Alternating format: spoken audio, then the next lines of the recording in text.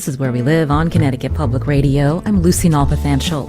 Connecticut is among states leading the way on changing public schools curricula. The change is meant to help students from different backgrounds better understand themselves and the communities that have been marginalized. The latest example is the passage of a bill by the General Assembly this month that adds Asian American and Pacific Islander studies to the state curriculum. Awaiting Governor Lamont's signature, it requires local and regional school boards to incorporate AAPI studies into lessons by the 2025 school year. Today, Where We Live, we talk about the grassroots efforts happening to support teachers incorporating these new lessons, and we learn how input from students and scholars are informing the work. Coming up, we hear from students and a teacher in Bridgeport who are studying Vietnamese American Thi Bui's graphic memoir, The Best We Could Do. It focuses on her family's life in Vietnam, their journey as refugees to the U.S., and the effects of displacement on them and the relationships they have with one another. You can join us, 888-720-9677. That's 888-720-WNPR, or share a comment on Facebook or find us on Twitter at Where We Live. Joining us first on Zoom is JHD, Jennifer Heikkila Díaz, Chief of Talent and Operations at New Haven Promise, and current activist in residence at UConn's Asian and Asian American Studies Institute. Their residency will support K-12 teacher outreach and resource development for the Make Us Visible CT campaign. This is building capacity in the Connecticut school system to develop a robust and inclusive Asian American and Pacific Islander, or AAPI, curriculum. And as we've talked about on the show before, Make Us Visible CT is a grassroots organization that really led the charge for the introduction of AAPI studies in Connecticut public schools. JHD, welcome to our show. Good morning. Thanks for having me. So this is really exciting and empowering work, learning about the efforts that you're helping lead with these teachers and students. Can you tell us first, how many schools are participating and how did this coalition start?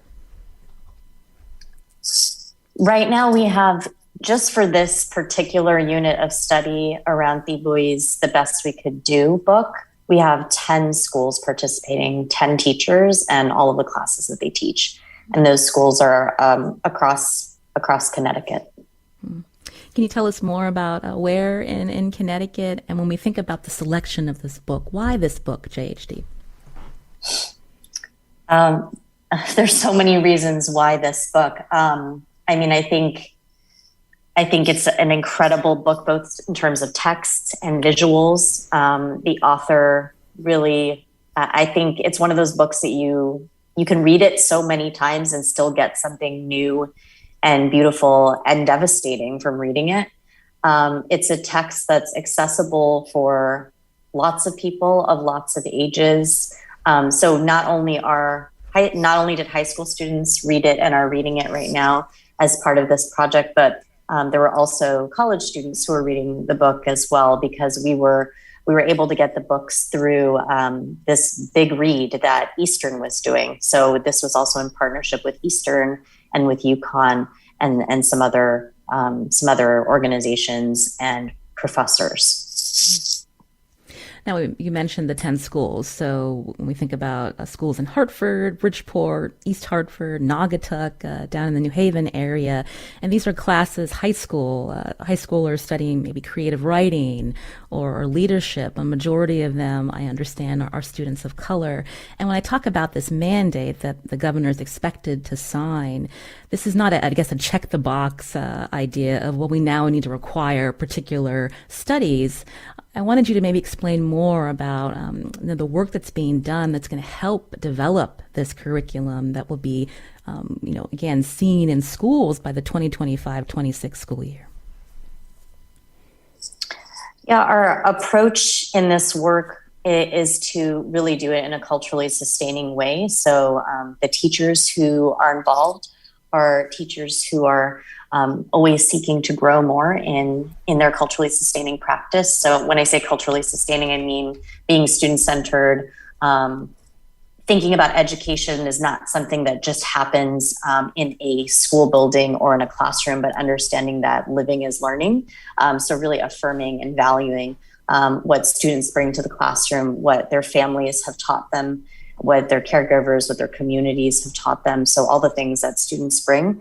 And so the work that I've been doing with these teachers, facilitating with these teachers through this teacher community of practice this year has really been focused on, knowing the text really well, being really strong teachers in that way, and then also being culturally sustaining and thinking about how do I make this text something that students really connect with, and they bring what they have to the text, to the discussions, to the interrogating that they're doing in the classroom, and then to all the different projects that we're trying to do across schools, whether it's the dialogues or the art project that's just launching right now, actually, as we speak. You can join our conversation, 888-720-9677, or find us on Facebook and Twitter at Where We Live. We've mentioned Thi Bui a couple of times. Again, the author and illustrator of this graphic memoir, The Best We Could Do. I understand that she was an educator herself, and a quote that stood out to us is that she hopes the storytelling problem of how to present history in a way that is human and relatable and not oversimplified. And so when we think about that quote and what you're hearing from these teachers and students about how they're drawing their experiences, into these conversations, so many themes that are coming out of this book, JHD. What do you think about that? I'm sorry, can you say that question again? I was, the quote that really stands out to us, I'll read it again. Thi Bui talks about, she hopes this book will help solve, quote, the storytelling problem of how to present history in a way that is human and relatable and not oversimplified. So what you had just shared about these classes that are studying the book now, the input that teachers and students are giving you related to what their experience have been and how they bring that into the classroom to talk about these themes.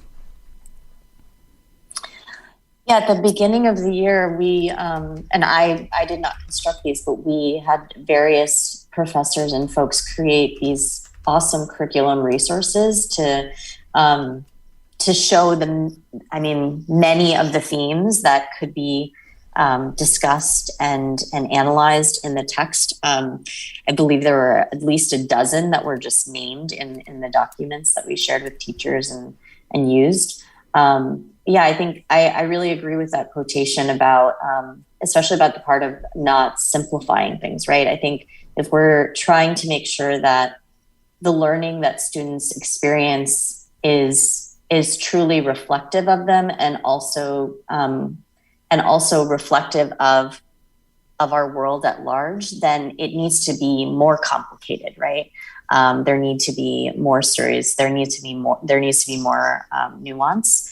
And this book in particular is so human and is so relatable. I don't think you have to have parallel experiences or to the characters to feel what I was saying before about the beauty, the devastation, all the things that the book lets you experience when you're reading it.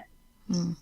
Yeah, I was thinking when I was reading this book, my parents were immigrants, not refugees, but even the question that Thi Bui raises about, why she started this oral history, to find out more about her family's story, to maybe be able to develop more of a connection to her parents. And I was thinking about, the things that we learn or maybe ask ourselves about maybe our parents' upbringing, but those questions may not come to us until we ourselves are parents. And so I thought that was interesting, as you just mentioned, not necessarily having a parallel experience, but so many questions that this book raises, JHD. Yeah, I can relate to that personally. There's a lot of questions that I've never asked my own mother about her immigration story. And sometimes I think it's been a little bit because I don't think she wants to share, but sometimes I think that's also an assumption that I'm making.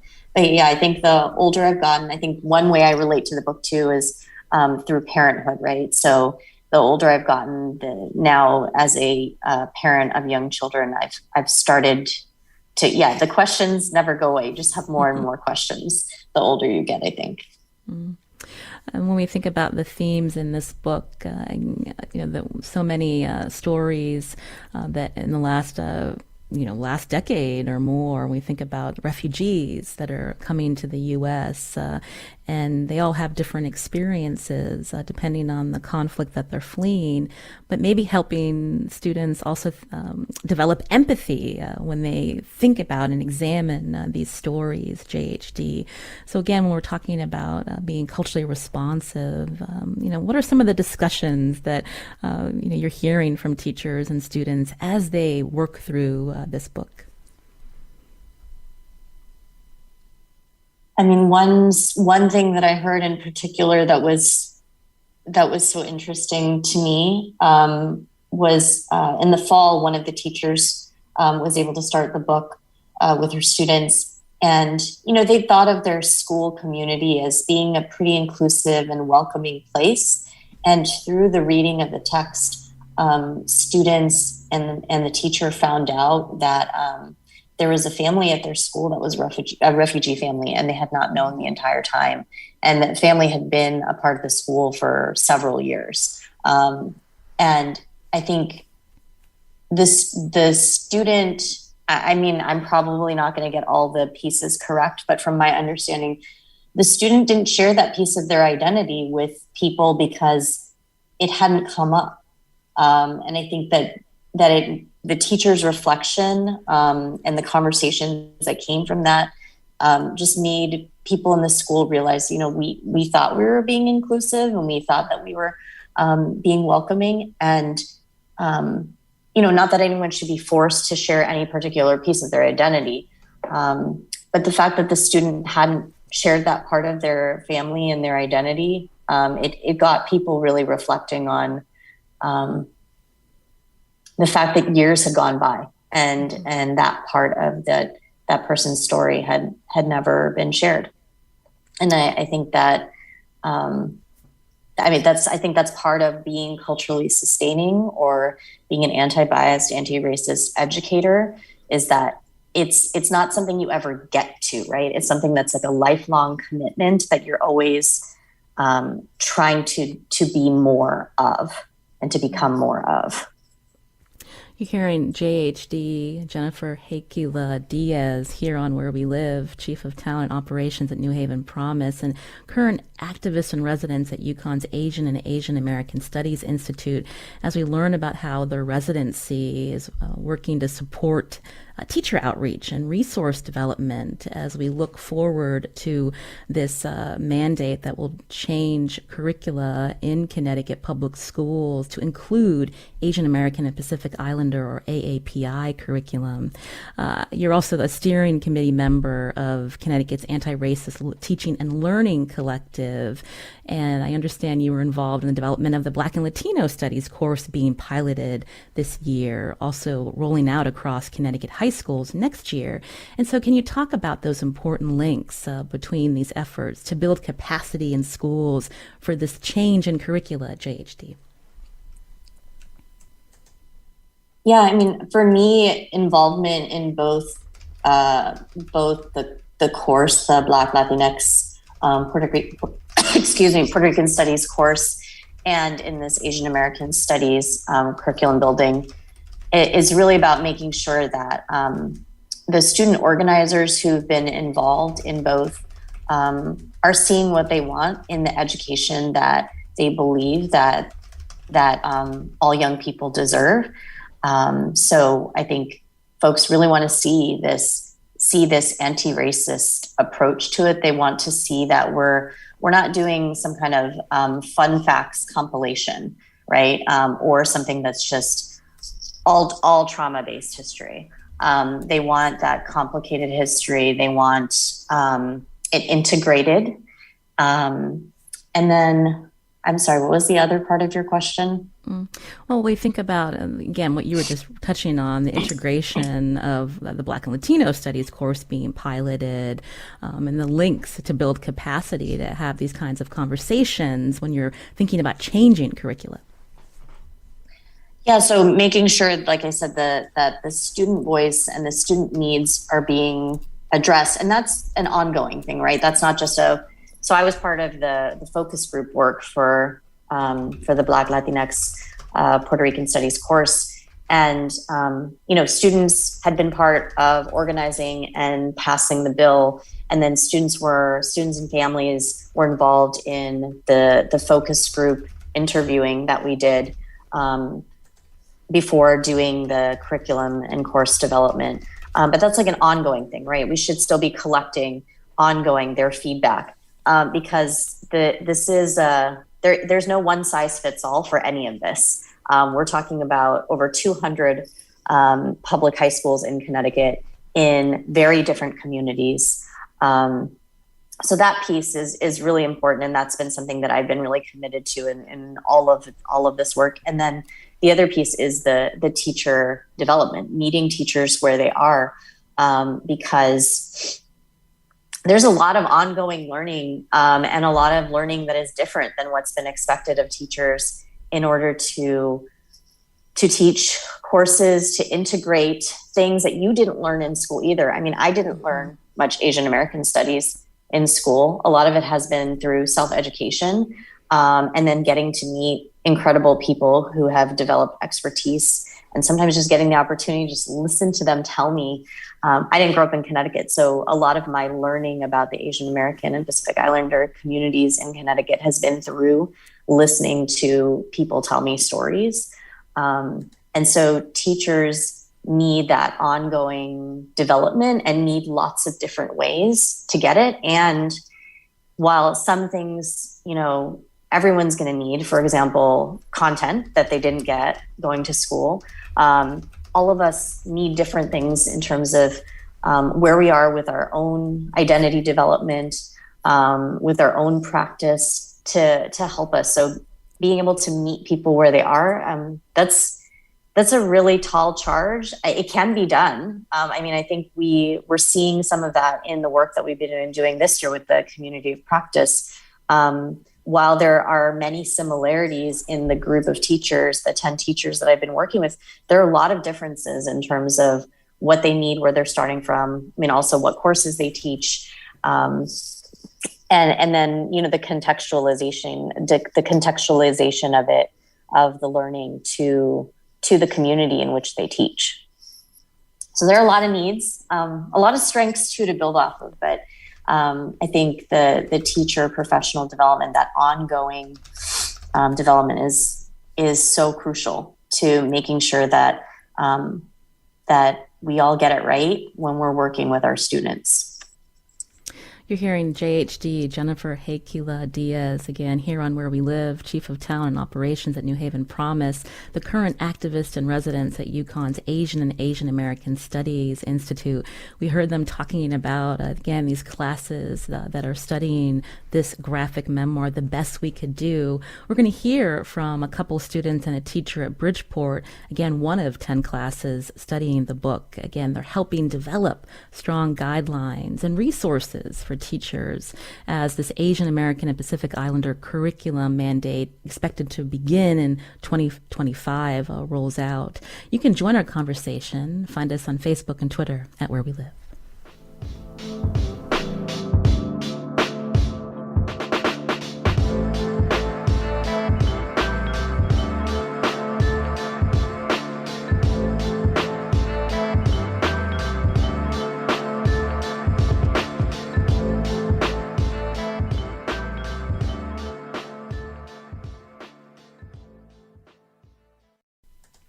This is Where We Live on Connecticut Public Radio. I'm Lucy Nalpathanchel. Thi Bui's graphic memoir, The Best We Could Do, winner of an American Book Award, illustrates her family's story spanning 3 generations, including their journey as refugees from Vietnam to the United States. The book is being studied by public school students in 10 classes around the state as a coalition of teachers, scholars, and staff help develop a robust and inclusive curriculum in line with legislation to require Asian American and Pacific Islander curriculum in Connecticut public schools by the 2025-26 school year. Joining us now is a teacher and students from Bassick High School in Bridgeport. On Zoom, Ricardo Alvelo, an English teacher at Bassick, and two of his students, Destiny Melendez and Jeanette Espinoza. Welcome to the show. Good morning. Good morning. How's it going? It's going well. So, Ricardo, I'll start with you. I mentioned that you're a teacher at Bassick. Tell us a little bit about how you got involved in this work that we learned from JHD. Yeah, I think JHD set the table perfectly. JHD has been a mentor for me since I started teaching about 4 years ago. I'm born and raised in Bridgeport, Connecticut, and I always just wanted to come back and help and learn, especially these types of books and subjects, especially after going to college and recognizing how much of our history is whitewashed and how much isn't given to us. And I've been linking up with JHD ever since, and they've been pushing me to just try different things and stay on the constant road of trying to be a better educator, trying to constantly learn and make sure I'm passing on to my students. So that's basically how I got involved with the work. I understand you've been teaching English for 4 years. This book is a graphic novel format. And so I'm wondering, when you think about incorporating this book into your class, what stood out to you and how are students responding? The graphic novel format, again, is something I was first introduced to in college, and I thought it was fantastic. I thought it was something that was stimulating in a way that a regular book can be, but the way a panel can sit with no words and still have the same power where you can add the words to it was striking to me. And when JHD showed me the best we could do, I was taken away straight from the first chapter. It was outstanding to see how they can encapsulate motherhood and family and all these themes in just one chapter. And I was really excited to show it to my students because I think it was unfiltered, it was real, it was raw, and it was something they could connect with. And from showing them, just from the first chapter, it's been a beautiful journey to have them, again, connect with their own identities, start to reach back into the past and recognize, how did we get here? How did our parents get here? Because in some ways it's very visceral. It's very much like this story. But the differences also stick out in how they can compare those. So I love the format, and I think the book has been so great, especially after the pandemic, as a way for kids to get back into reading, because a lot of them haven't read a book in a class physically in a long time. So I'm thinking back to my high school English classes, and we never talked about or saw a graphic novel incorporated in English class for me. And so, is this the first time that you've been able to incorporate this format, Ricardo? No, actually not. From my first days of being in here, I've been trying to get different grants and different books in here. We've read Nat Turner by Kyle Baker, which is like a slave narrative format where there are no words at all, just the graphic novel. Trying to get a whole bunch of graphic novels in here because I think it links to the way children in this generation maybe process information. They're constantly connected. They're constantly seeing pictures along with text. So I wanted to, and I noticed right away when I would give a graphic novel or what they were reading on their phones were graphic novels. They were reading webtoons and these other formats. So I figured the sooner I can get this format into my classroom, the more learning and the deeper the conversations we can have. I wanted to hear from your ninth grade students now. Destiny, I'll start with you. Tell us about your experience reading The Best We Could Do. What were some of the emotions that were drawn out and the themes that stood out to you? The emotions drawn out would have been I guess, would it be I was glad that we were giving more representation to immigrants and people who, had to deal with all these things in a different country and then had to come over here and deal with even more. It's I guess giving more chance for us to incorporate ourselves into it, especially if you're from another country immigrating and you get to read something that kind of doesn't compare, but like relates kind of like culture shock or these stereotypes with ourselves. So yeah. And Jeanette, how about you? What was your impression of this book? What stood out to you? What stood out to me the most was probably like what Ty had to go through as a kid, and like what her mother and father had to go through. It really made me question what my mother had to go through coming to America at a young age.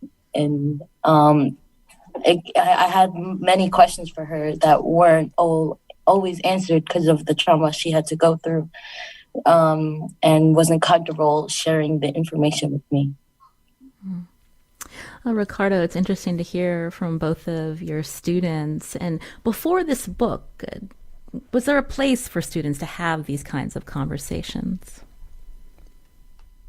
Before this book, I think in my classroom, there were pockets where these conversations were being had. But I think the book really acted as a conduit to sustain the conversations. I think it was hard to create that depth where we would talk about maybe how trauma can affect somebody or what makes up a family in quick glimpses. But this book forced us to really, like Destiny and Jeanette mentioned, look back into our past and kind of confront things that we wouldn't normally, things that people try and sweep under the rug and don't want to talk about. Those hard conversations, I think this book helped us have those as a class and kind of like just grow as humans. JHD is still with us. JHD, could you explain just briefly? I understand that art is also part of this work after students have these kinds of important discussions in these classes. And so can you tell us more about how that'll be incorporated? Yes, I mean, I'm going to leave some of that to Kaitlin, who I know is coming on later because she's the brilliant mind behind the options.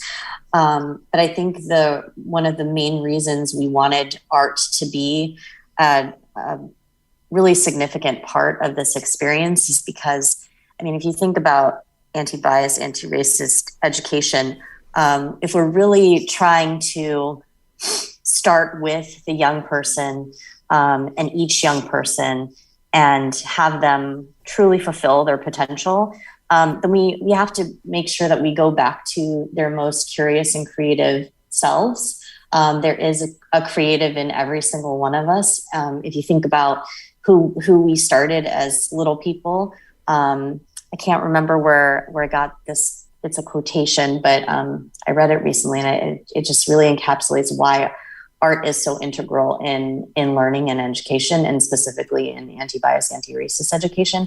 But it's this idea that, before we spoke sentences, we sang. Before we were able to write, we drew, we painted.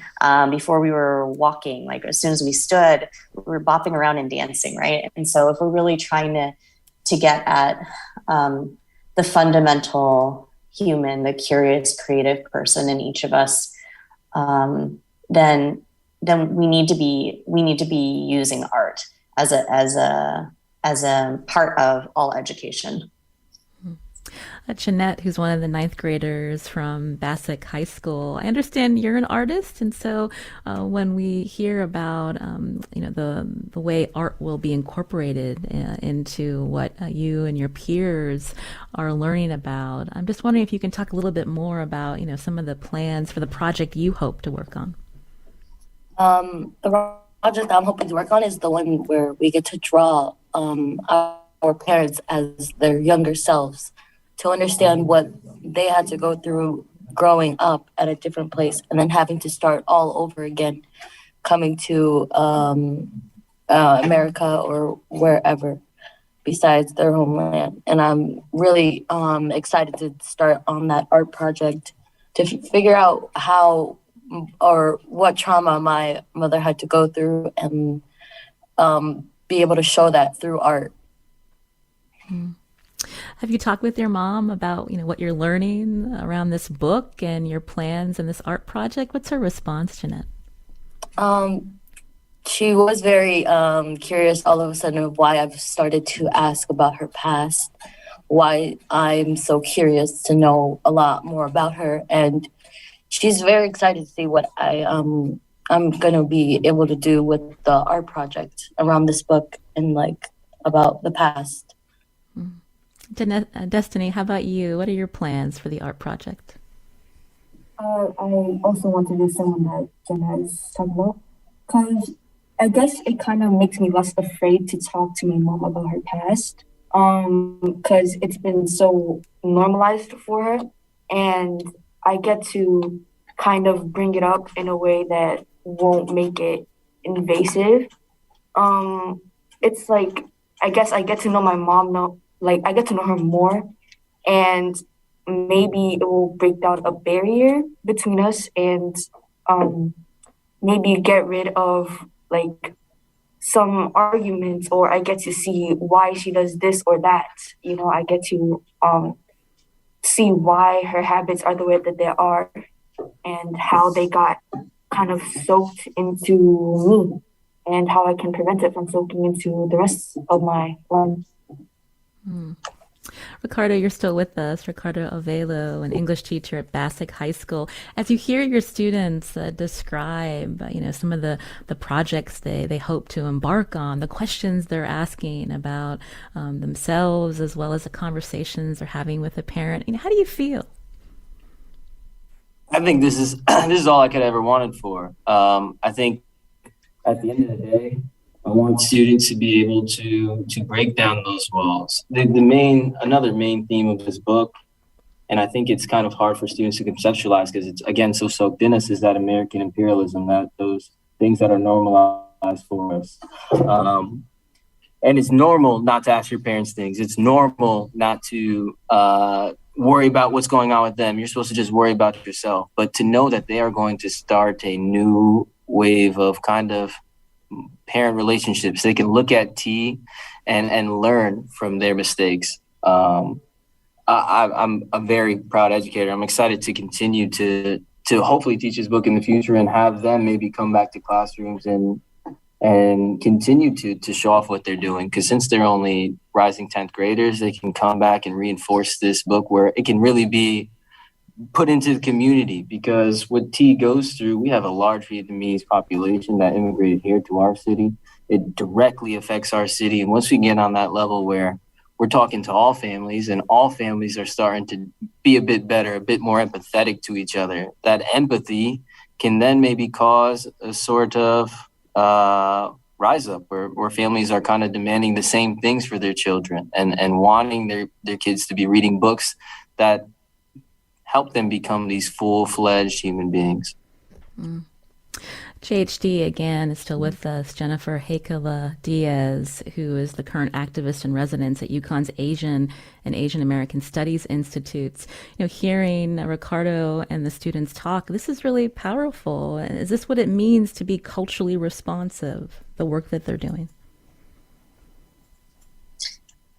Yeah, I mean, a quotation from Dr. Gloria Ladson-Billings, who coined culturally relevant pedagogy, which is the foundation of so much about what Ricardo and I are talking about in terms of education, is we teach what we love, right? So if we truly love all of our children, and if we truly love truth, then we have to commit to working with, not doing things to, not doing things for, but working with our young people, with their families, and the many communities that they're a part of, and really see that power that our young people have. We don't need to give them it. They have it, and really let them lead the way, because they really are the ones we've been waiting for. professional development and resources, again, part of the work this coalition is focusing on. I wanted to bring up that one of the other classes studying this book, I believe, is in Naugatuck. English teacher Keith Fowler shared that after reading this book in class, it prompted him to research his grandfather's role in the Navy during the Vietnam War and his uncle's estrangement after being a conscientious objector. What's your response to that anecdote?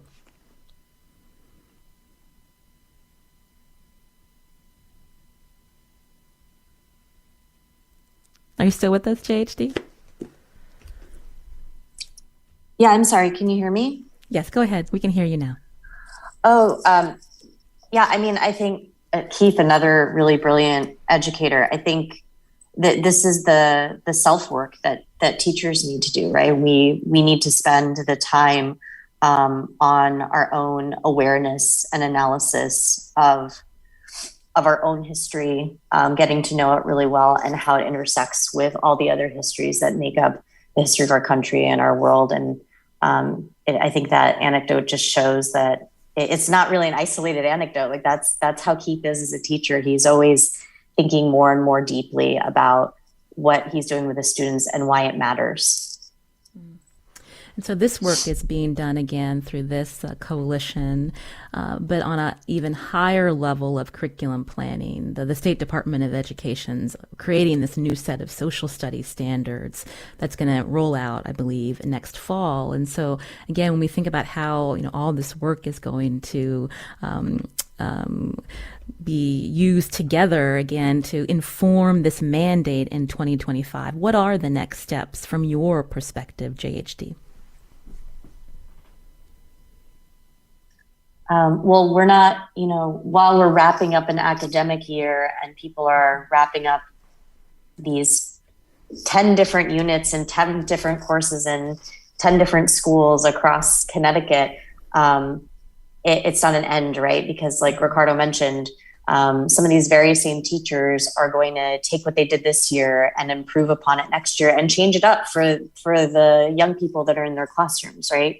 And then we have other teachers who couldn't join us this year who really want to be a part of it next year. And this is just for one novel and one unit, right? So the fact, though, that we're going to have so many iterations that are going to continue to be changed up to be the best version of the unit for the students that are in the room that particular year is really exciting, because it just shows that teachers, when you support them, can really do the work with students to co-create the type of learning that all of our students deserve, and giving them some autonomy to do that work with students.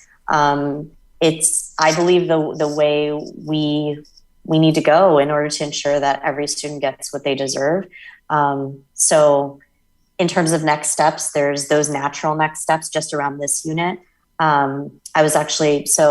My big co-conspirator in this is, of course, Professor Jason Chang from UConn. And we were just talking yesterday about next steps.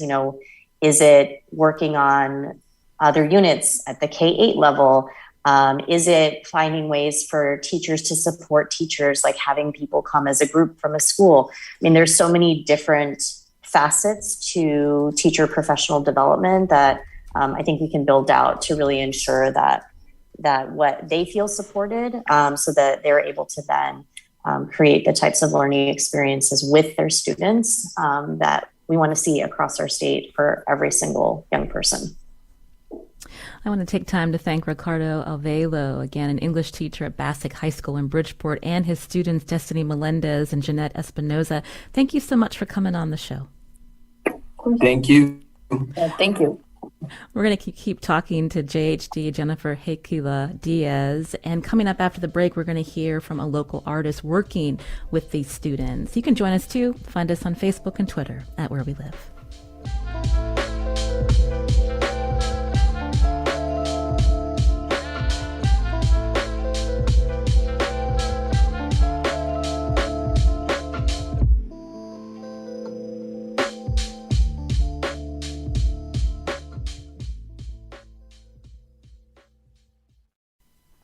This is Where We Live on Connecticut Public Radio. We've been learning this hour about a group of teachers and students working to build content and resources for a soon-to-be mandate in Connecticut public schools to teach Asian American and Pacific Islander studies. The students have been reading Thi Bui's book, The Best We Could Do, and they'll have the opportunity to work with local artists to help them process the book through art making. One of those artists is joining us now on Zoom, Kaitlin Tan Fung, based in New Haven, who also grew up in Connecticut. Kaitlin is a multimedia artist and art educator. Welcome to our show. Good morning. Thank you for having me. So what's your approach to art making? And when I say you're an art educator, what really speaks to you and, drew you to this project that we've been learning about all hour? Oh, wow. Where to start? Echoing what JHG said earlier about why art, why is art the vehicle, especially for this project and with anti-racist, anti-bias practices. I think about how art is what makes us human. Whenever we commemorate big events or how we cope with difficult moments in life, it comes down to art, right? We listen to music, we sing songs, we hang decorations, we have poets perform, we dance, we go to theaters, we turn to literature and cinema. The list just goes on. And it's through art that we can express and deeply feel. We can connect to each other and we can heal. Art has so much power as both an active process of creating the art, but also experiencing it as a viewer. And so what brings me to this work not only is my passion for art, but just getting excited about the limitless nature of art, because the projects that I have helped develop for The Best We Could Do, bringing it to schools, they're meant to generate lots of different outcomes. So I understand that the work that you're doing with students to process this book included coming up with prompts. And so can you tell us more about that? And when you read this book, how your feelings informed the work that you're doing with the students, Kaitlin? Absolutely. I came up with 5 different art options. The first one was to create a quote card with a question you've never asked your parents. So I found it really interesting to hear that as a theme come up with the students that were speaking earlier. And something that I thought about was how this could be a way to confront difficult truths.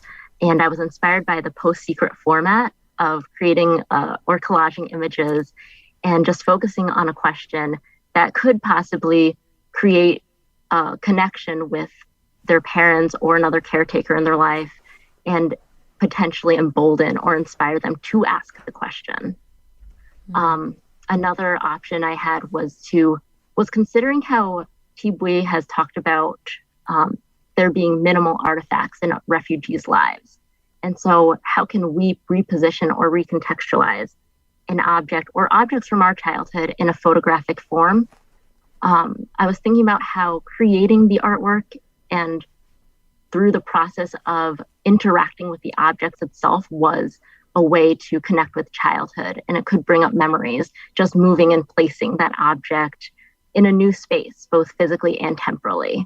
And especially since so much of the art and media we consume now is through social media like Instagram, I thought about how that could be both personally meaningful for students and engaging for them to do. I have 3 other options and I can keep going, but... Yeah, briefly, Kaitlin.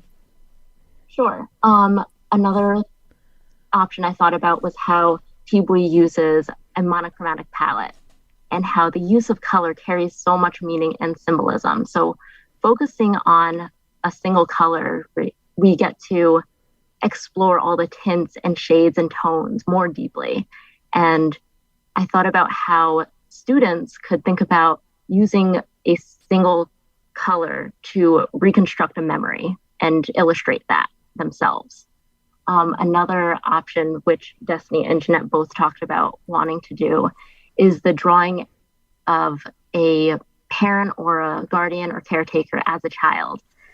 In an interview I was watching of Thi Bui, she talks about how drawing anyone as a child is a healing process that can allow us to love and forgive them.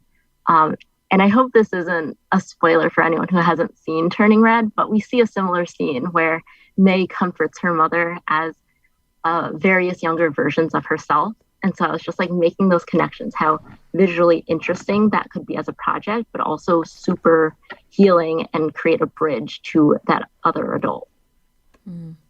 I mentioned that you grew up in Connecticut, and when we think about just this broader conversation about why it's important to teach this history too in public schools to help make the invisible visible, I'm wondering if you could reflect a little on what it was like to grow up in Connecticut, and now that you're involved in this work to helping inform so many students from many different backgrounds. Yes, definitely. As an Asian American educator, right, I didn't grow up with a lot of people who looked like me. And it wasn't until, so I had my first teacher of color in middle school. And then I had my first Black teacher in high school, my senior year. And so as a teacher of color myself, right, I feel so honored and blessed to be in the position I'm in, to be one of the first educational experiences that my students have, is so magical. And so that's something that constantly brings me back to the work, is being the teacher that I needed when I was younger. And also the research just shows that all students benefit when they have access to teachers of color. So that's something that really excites me as a person of color in the position I'm in, but also just the work that we're doing to bring these histories and narratives to light. JHD is still with us, Jennifer Heikkila Díaz. JHD, did you want to respond to what Kaitlin shared? Oh, she shared so many things. Which part? I've had the fortune of working with Kaitlin on different things for a few years now. And she's just so thoughtful, even just like listening to her describe the projects again, and make that connection to Turning Red. Because when she was telling me, here's what I think we could have the teachers do with their students, she didn't mention that. So I don't know if, Kaitlin, you would watch Turning Red since that like meeting we had a while ago about the different options.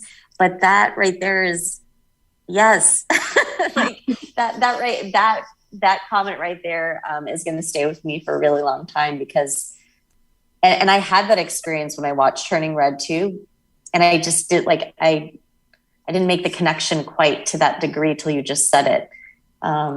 So yeah, is there a particular part you would like me to respond to?